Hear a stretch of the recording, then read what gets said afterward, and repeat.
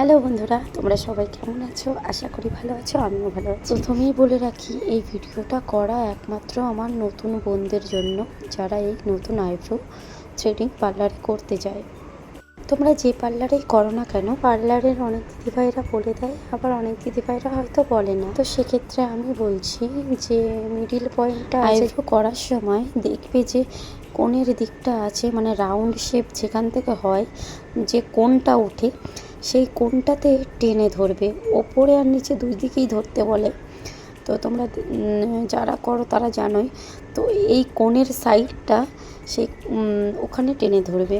এতে তোমার আইব্রোটা মানে সোজা হবে না, উঠিয়ে হবে।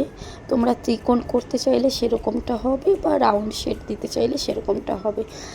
তোমরা তোমাদের মানে নিজের ইচ্ছে মতন যেরকমটা চাইবে সেরকমটাই করে দিতে পারবে।